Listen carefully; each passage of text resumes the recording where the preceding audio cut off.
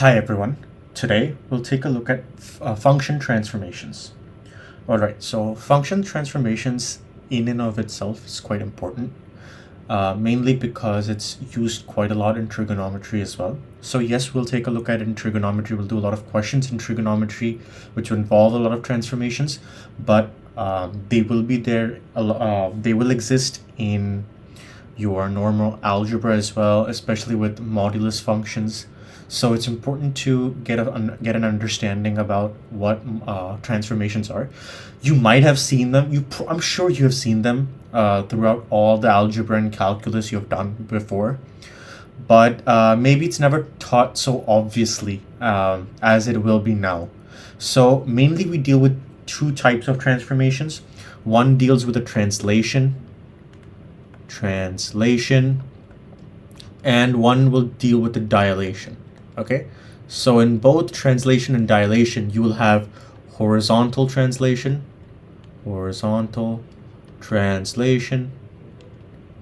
Similarly, you'll have horizontal dilation, and you'll also have vertical translation, and vertical dilation. Okay, so essentially these are the four types of transformations you'll be looking at, and we'll take a look at them individually, so that way there's not too much going on and you can solely focus on each aspect. All right, so let's look at vertical translation. So vertical translation is probably the easiest sort of a transformation you can look at. So let's change the color. Let's take something bright. I'll take green or lime. Let's say we have f of x. Okay, so let's say we have y is equal to f of x as our original function. Okay, so if we do a vertical translation, what we do is essentially y is equal to f of x plus a. Okay, so this, and so let me just write the second possibility, which can also be f of x minus a, assuming a is only positive integers or positive numbers, right? I mean, I could have just said plus a, and then I could have taken told a to be any real number, right? Anyways, let me change the color again. I'll take orange. So this means we shift the function up. Shift the function up by a units, and we shift down by a units. Okay, super simple. Okay, super simple. Let's just let me without me wasting any time, let me just explain it with another example. Okay, so we have three functions. We have y is equal to x squared minus 1, and x squared plus 1. So as you can see, the original f of x in this case, is just x squared. In this case, the a is -1. In this case, the a is a +1. That's the only thing that's happening. Okay, so in vertical translation, we're just shifting the entire function up or down by certain units. Okay, so let me draw this graph out. That way it's a little easier for you to understand. Okay, this is my horizontal axis, this is my vertical axis. Okay, all right, so bear with me on the parabola drawings. Not gonna be the best ones, but okay, let me draw the x squared first. Sure, this is going to start off from the origin like this, and then it's gonna just expand and expand like this. All right, let's draw this one in blue. So it's going to be the same graph, same shape, nothing changes, just a shift down by 1 unit, right? So just a shift down by 1 unit. So it'll go like this. So this is 1 unit apart. This everything is 1 unit below than it would have naturally been. So let's say if this was h comma k, right? H comma k. So this point right here will be h comma k minus 1. That's literally what's happening here, okay? Now let's look at the next part. Y is equal to x squared plus 1, okay? X squared plus 1, okay? So same graph, same everything, just a step up to what it would have been. 1 unit above, okay? 1 unit above. So this point will be h comma k plus 1. H comma k plus 1. That's all there is to it. So this is vertical translation, super simple. You can take any function. You can take y is equal to x cubed minus x plus 1. Same thing happens. Y is equal to 1 by x plus 1. If you want to do it, that's also possible. Y is equal to modulus of x plus 5. Same thing is going to happen. Everything remains the same, okay? So what you can do is you can take an original function like modulus of x, plot that on Desmos, okay? Then take another equation, and right below it you can plot y is equal to modulus of x plus 5, right? Just a simple translation, and then you can put minus 5 as well. So you can see how it separates. It's going to have the same trend as this graph right here that I've shown. Nothing is going to change. Yeah, that's vertical translation in a nutshell, essentially.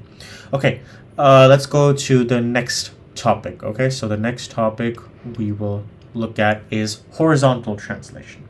Horizontal translation can be a little easy to miss at times. Okay, it can be a little easy to miss.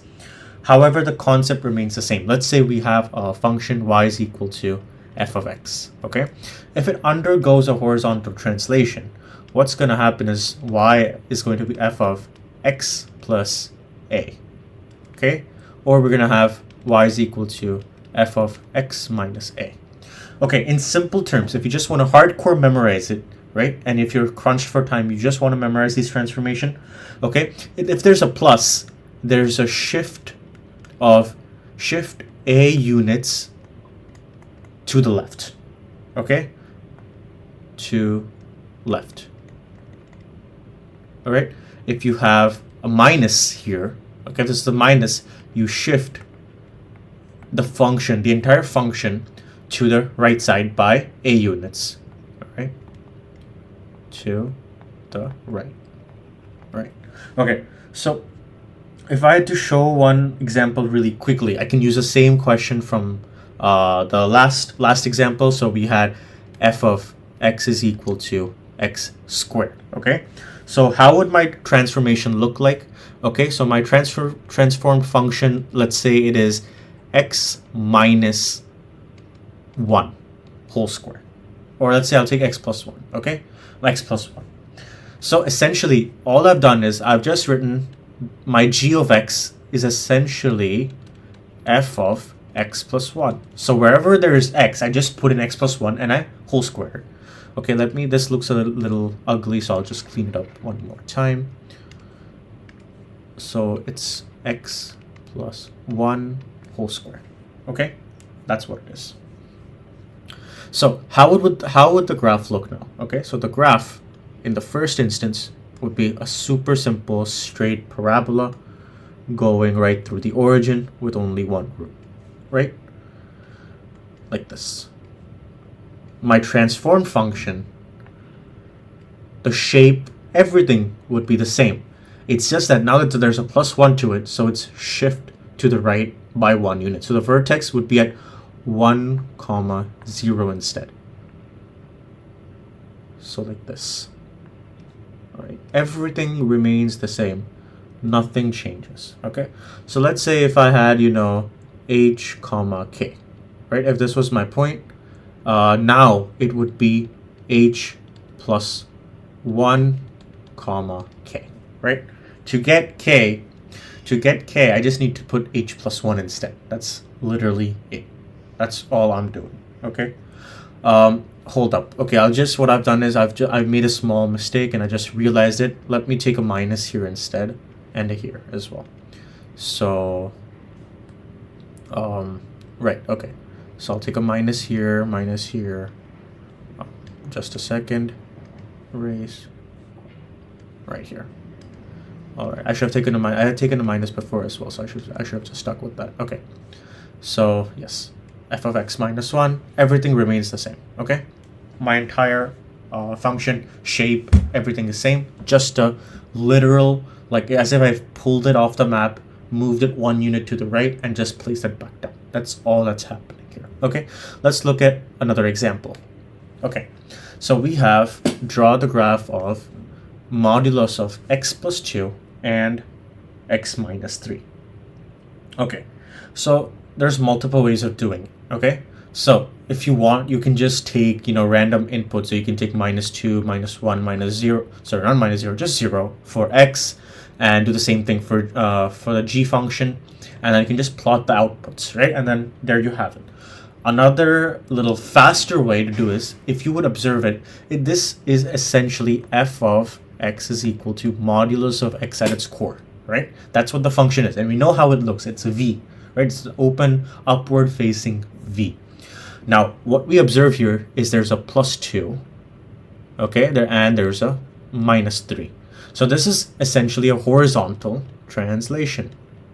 Horizontal translation, okay? Here, it's happening 2 units to the left. Here, it's 3 units to the right. So if we can just figure out, and if we can just plot out the function y is equal to modulus of x, right, or the absolute value of x, however you want to call it, then we can just shift it around 2 units to the left and 3 units to the right, and we can have our solution. Okay, so let's just draw it out really quickly now. Let me draw the axes. Okay, so my axes are here. Okay, this is my y, this is my x. And let's draw modulus of x in y itself. So this is my modulus of x. Let's say I'll just draw some, you know, units as well. So this is 0, this is 1, this is 2, this is 3, this is -1, -2, and -3. So -3 and 3. Okay, so now let's take yellow, and what I can do is I can just plot the same function in the same shape, just translate it 2 units to the left. Okay, so this is my x plus 2. F of x is equal to x plus 2, right, at minus 2. Same thing now with the x minus 3. I can just work with this like this and like this. So this would be my 0, 3, and this would continue going to infinity. Okay, so very simple, super straightforward. This, you know, knowing how the transformations unfold really helps, especially in plotting graphs, and maybe finding out, again, certain nuances of a function as well. So you don't waste time, you know, doing some manual work like plugging in numbers and then taking their output, especially on the non-calculator section, right? So these concepts should help essentially speed up the entire process.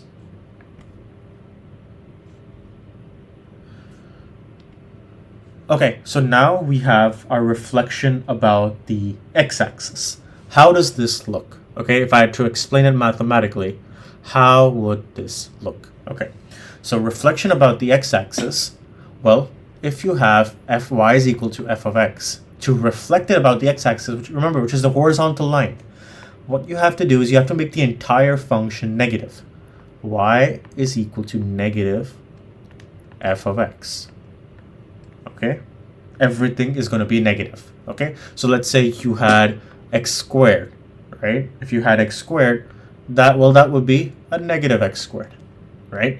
If you had x squared minus 3x plus 10, well, that would be now minus x squared plus 3x minus 10. if you have, let's say, log of x squared plus 3x plus 4, well, that would be negative log of x squared plus 3x plus 4, right? It's just a complete, change of signs for the entire function. Whatever is positive becomes negative, whatever negative becomes positive, okay? So this is how the reflection about x-axis operates, okay? Let's look at a better example now. So we have y is equal to f of x is equal, draw the graph of f of x is equal to minus modulus of x minus 3, okay? Again, let's start from the basic, okay? So we have f of x is equal to modulus of x, okay? Little faster way. I mean, you can always plug these values in, but essentially the IB will never ask you such a simple question where you have the time of plugging in the values. Trust me, you won't, okay? And you really don't want to waste your time doing that manual labor and then making some silly mistake, especially if it's in a non-calculator section. Trust me, you can lose up a lot of time doing that. So let's work with the concept, okay? So we have, this is our original function. We know how it works. We know how it looks. Perfect, okay? Let's do a translation first, okay? Remember, translations always come before dilations. That's a thumb rule, okay? So our horizontal translation will always also horizontal translation precedes or comes before vertical translations, okay? Vertical translations. All right, so now what would our horizontal translation be? Well, it would be f of x would now become modulus of x minus 3. What does this mean? Shift to the right because there's a negative by 3 units, okay? Shift to the right by 3 units, okay? Then we can put our negative sign. So now we would have, let me just draw an arrow. Now we can have, essentially, it's a reflection about the x-axis of the function modulus of x minus 3, okay? So what we can do is we can draw this function first, and then we can draw this function, okay? All right, so let's draw the axes. So we have y-axis and our x-axis, okay? Like this. Let's draw my initial function in yellow. So maybe this is my 3, 0, and this is my function like this. So my reflection would look like the complete opposite, right? Whatever's above would be whatever's positive will be negative, whatever's negative will be positive. So like this, right?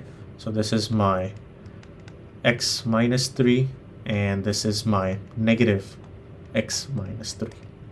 Perfect. All right. Okay, let's look at the next part. Okay, so reflection about y-axis. Now, again, how can we explain it or how can we express it mathematically? Super simple.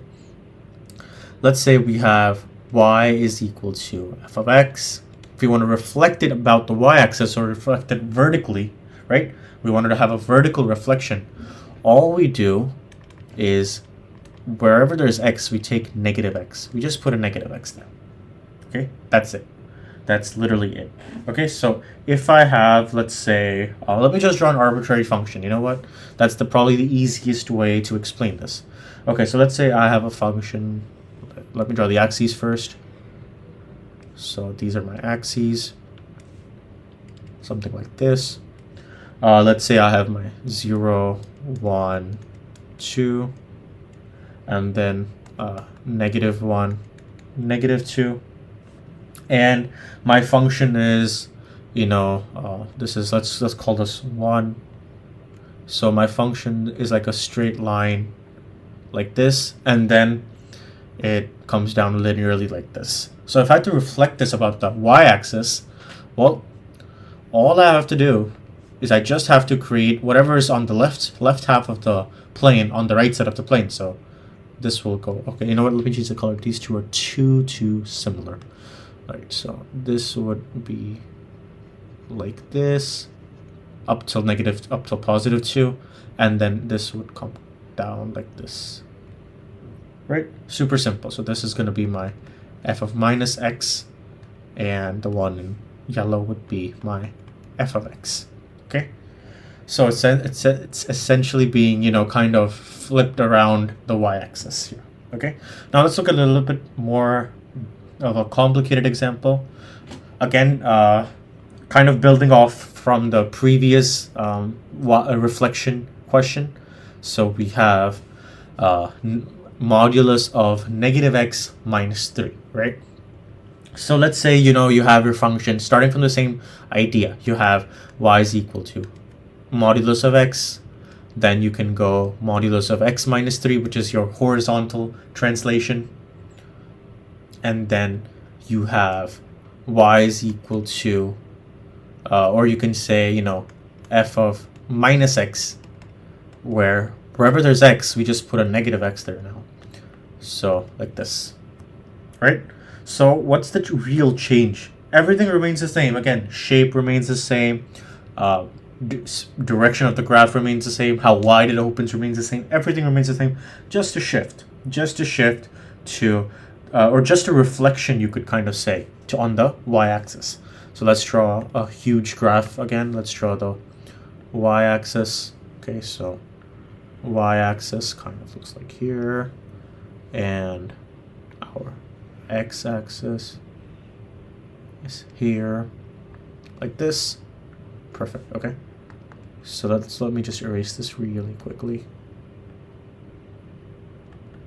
Okay, and let's go back to the pen. Let's draw my let's start in blue. Okay, let's draw the first part in blue.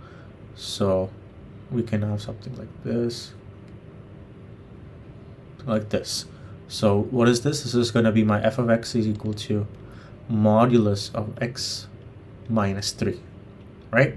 Makes sense, because this is at my 3, 0. This is 0, 3. Perfect. Okay, so now reflecting this against the y-axis, how would it look like? This would be on the negative 3 now, right? And this part, you know, this part would now be this part, right? Simple reflection like a mirror. Let's say if you hold your left hand up, you know what comes on that side, right? And this part would now be this part that's going to go hit the y-axis in the center. Okay, super simple graph, super simple understanding. I hope it clears, and you know, and you can kind of extrapolate this entire idea of transformations to a little bit more complicated functions as well. Okay, let's see what we have next now. Okay, so now we have what we call vertical dilation, or the dilations. Okay, so the dilations are kind of like a stretch. Okay, a stretch. They're kind of, you know, being pulled or compressed, you could say, stretch, or, you know, a compression, kind of an idea. And you'll only really notice them with you know, polynomial functions or sinusoidal functions. I mean, you can have them with linear functions, but if I'm calling it a dilation, it's essentially just making the slope steeper, or you know, less steeper, you could say. But let me explain it, you know, kind of in a more mathematical way, like I've done before. So let's say we have original function, which is y is equal to f of x. Okay, so for a vertical dilation, we have to multiply the entire function with some constant. So let's call this a. So a times f of x. All right, like this. Now there are two parts to this as well. Okay, so if a is kind of, you know, greater than 1, if it's greater than 1, there's a stretch. Okay, stretch about y-axis. If a is between 0 and 1, so 0 comma a comma 1, sorry, not comma, but greater, less than a, less than 1, what we have is a compression, or compress about y-axis, about y-axis. Okay, yes, I could have kind of, you know, said modulus of a is greater than 1, and then, you know, modulus of a is less than 1, so I could have, taken up both sides. But remember, if we put a negative sign there, then we kind of have a reflection that I kind of just pretty much discussed. So the idea remains the same. I just wanted to, stick to the dilation concept right here. Okay, so the best way I can really explain this is with an example, and especially with a trigonometric function as well. Okay, so if you haven't kind of seen how sinusoidal functions, pan out, I will draw one right here for your understanding. And if you have never even touched upon trigonometry, don't stress on it. Just try to understand the nature of the graph and what's happening to it. Okay, so I'll just give you a few given, for those who have never looked at a sine curve, I'll just quickly explain what's happening here. Okay, let me just quickly explain what's happening here. So let's say I have, I can take this as maybe pi by 2. I can just take this as pi. This would be 3 pi by 2. And this would be 2 pi.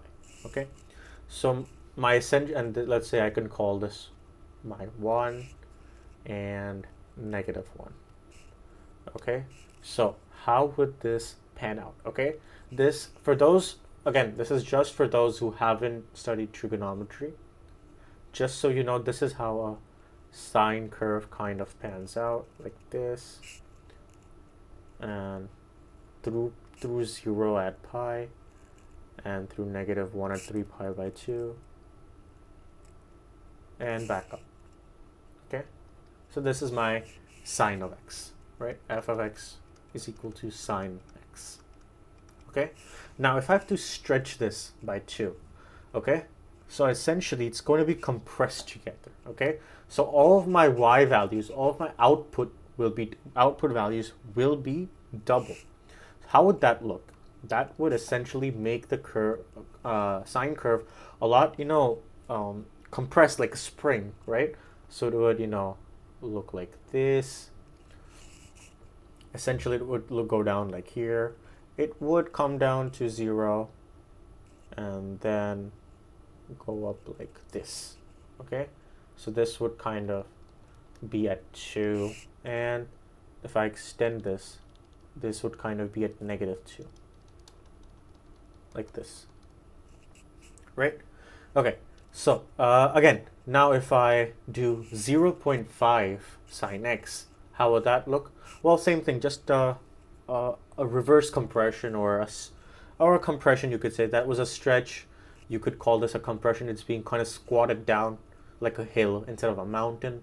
So it would be kind of like this. Okay, so this would be at half,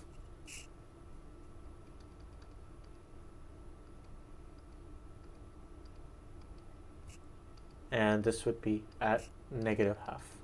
Okay, so this is how any dilation, vertical dilation, works. Okay, the best way I could have explained it is by using a sine curve or some trigonometric function. And I thought, even though you haven't taken a look at it, this should give you a much better idea. Because I mean, you can use a parabola, but the parabola, you know what's going to happen to a parabola if you add 2x squared or 3x squared or half x squared. The shape, the entire idea of the shape being compressed and stretched will remain the same. Okay, all right. Again, horizontal dilation, similar idea, compression.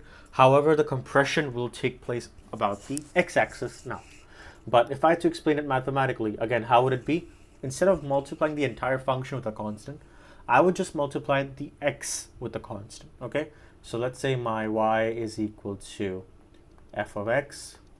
Okay, so my transformation would be y is equal to f of a times x. Okay, so if my a is greater than 1, what we have is a compression. Okay, compress about x-axis. if my a is between 1 and 0, it's a stretch, kind of the opposite of what we had for our vertical dilation. Okay, so this is what we have. Okay, all right, so let me explain this with an example again, and I'm going to use again the sine curve. Okay, so what we have here is sine 2x. Again, this is probably the most useful in trigonometry when we have to draw function transformations, because that's where majority of the function transformations do occur. Again, so how would it be? Let's say I'm asked to draw this really quickly by my teacher.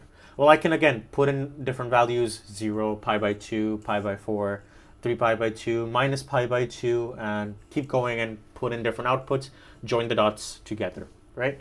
Or if I'm smart, well, I know how a sine curve looks. I know how a sine of x is, right? It's quite conventional. You should know by now. Okay, so all my sine 2x means is that everything is going to be compressed, right? So let's say whatever value I had for pi by 2. Now, if I multiply this by 2, what do I have? Well, I have pi. So the whole relation is kind of just squeezed in, right? My period of sine x is 2 pi, okay? My period of 2x will be just pi, okay? Again, we'll talk about periods and all later when we hit trigonometry, but if you've already done trigonometry, this should ring a bell, right? My period is it's essentially being shortened, okay? Okay, so let's draw this up. Again, let's draw the axes. Okay, this is my x-axis, this is my y-axis. Alrighty. Okay, so this is, let's say, pi by 2, pi, and this is 3 pi by 2, and this is 2 pi. Okay, so the period, or essentially, for those who don't know, I can do one complete cycle of the sine curve from 0 to 2 pi. So what I mean as a cycle is kind of like this up and down wave. Okay, all right, so now what's gonna happen with my 2x, okay, my sine 2x, is I'm gonna do 2 cycles in 2 pi. Okay, so essentially I'll finish 1 cycle like this. Okay, you know what, let me draw this again, it's really not that good. Okay, so let me squeeze it in right here. So I would have something like this,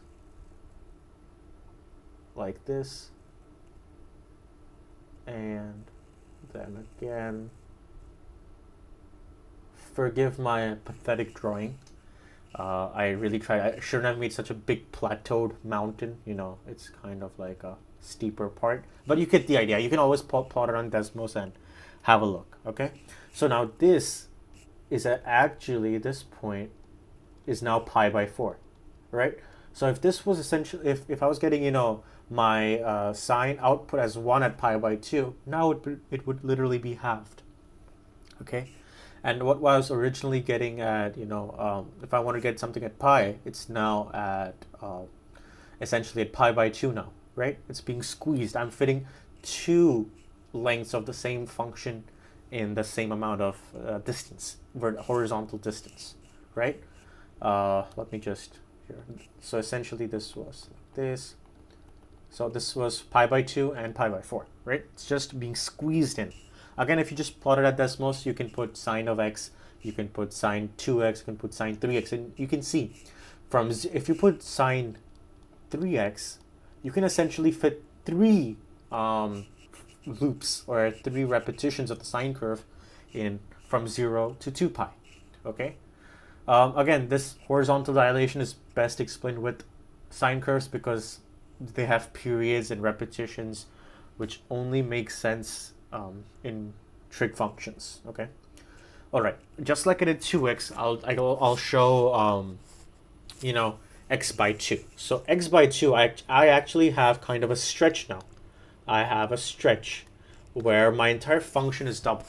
So I would have one full cycle from 0 to 2 pi initially with sine x. Now with sine x by 2, I'm going to have a function of, my cycle would actually last from 0 to 4 pi, okay? From 0 to 4 pi. Let me draw the axes again. Let me explain this visually.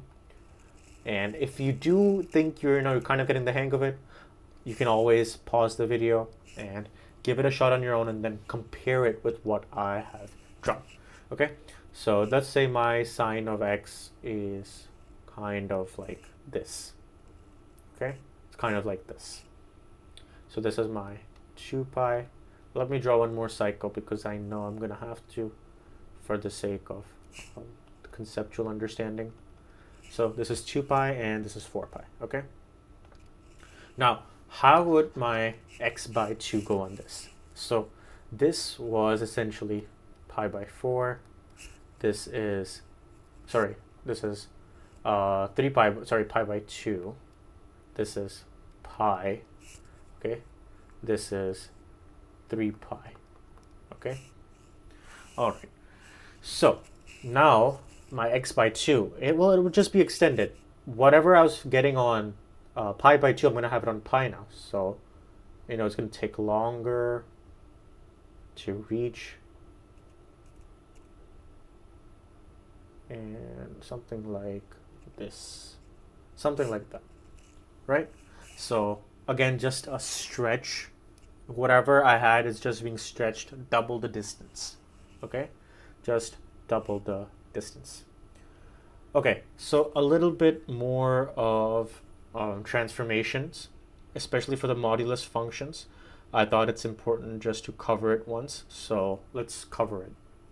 Okay, so when we have y is equal to modulus of x, we reflect the portion below the x-axis about the x-axis. Okay, if I had to show this again really quickly,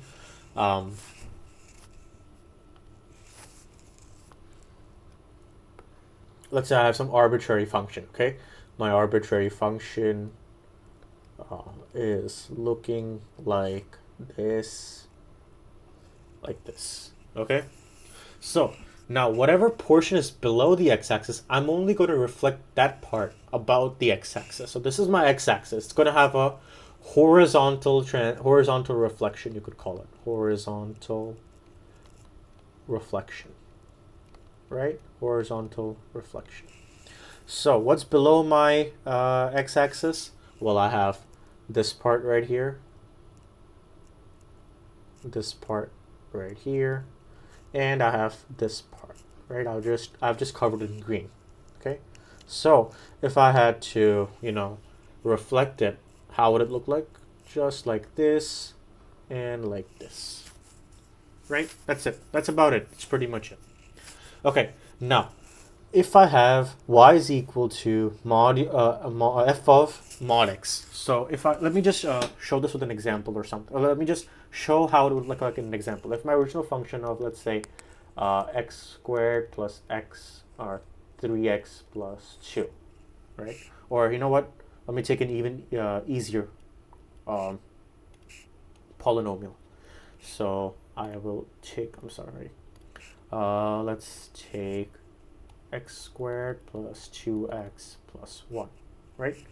So now my transformation would make it look like modulus of x squared plus 2 times mod x plus 1. So it says keep only the portion right of the y-axis and then reflect it about the y-axis, keeping the original portion intact. Okay, so how does this look? How would this look? Okay, so let's say I have a function. Again, let me draw an arbitrary function again, or I could, kind of use a similar function like this. Okay, so I have function here. Okay, I'll try to draw the same function again. Okay, so that way we have a clear understanding of what we're doing. It stays consistent. Okay, so again, kind of like this. Like this, okay? So it says keep only the portion right of the y-axis. So this is the right of the y-axis is this, right? And we reflect only this region. Let me take the laser pointer out, actually. That's easier to do. So only this part is being reflected about the y-axis. So what we do is whatever's on the left side, right, left of the y-axis, we can kind of erase it if we want, right?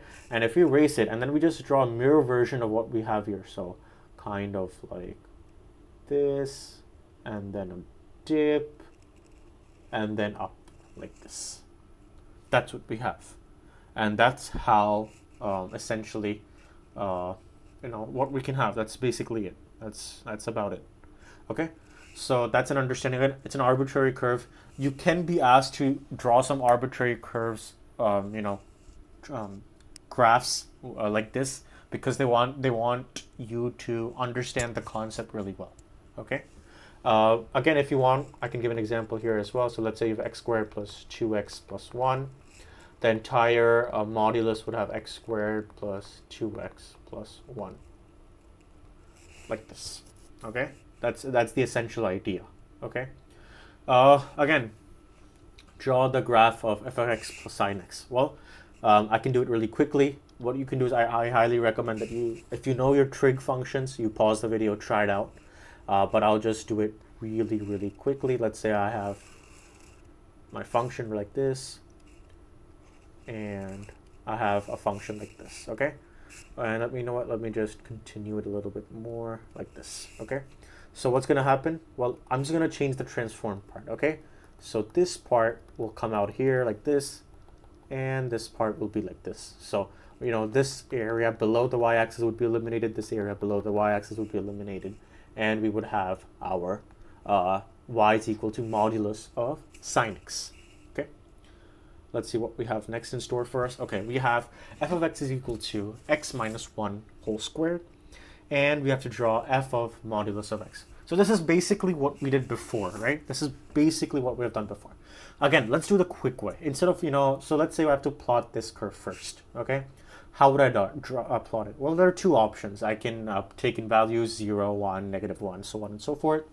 Or I can do the smart way, which I explained before. Let's say I have my function as f of x is equal to x squared. Now to get to x squared, from x squared to x minus 1 whole squared, what I do a translation. What do? I do a horizontal translation. And I'm essentially going 1 unit to the right. 1 unit to the right. Okay, so let's draw this out. Let's see how it works. Let's see how it unfolds. Okay, so this is my axes. Like this. Okay. So this would kind of look like this. Is pretty good actually. I'm kind of impressed. Okay, so this is my 1, this is my 1, and yeah, that's basically what I have, right? So now to draw this function, remember, whatever is on the right side of the y-axis remains intact. Whatever's on the left of the x-axis, we can just erase it, okay?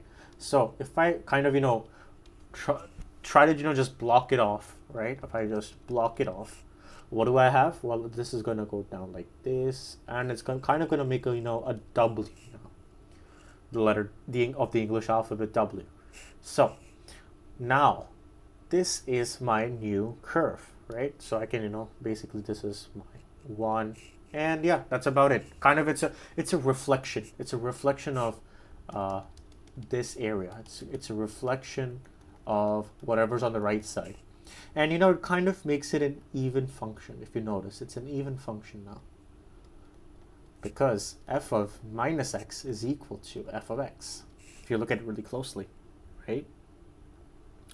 So yeah, that's basically about it. I think, yeah, that was the last example which I wanted to show. I hope this makes everything clear. I hope function transformations are going to be a lot easier to do. Yes, you will face, or you will see most of the function transformations in trig. So that's where once we start that chapter in that playlist, we'll take a look at questions which actually make our brains think about function transformations. So that was all for now, and yes, I'll see you later.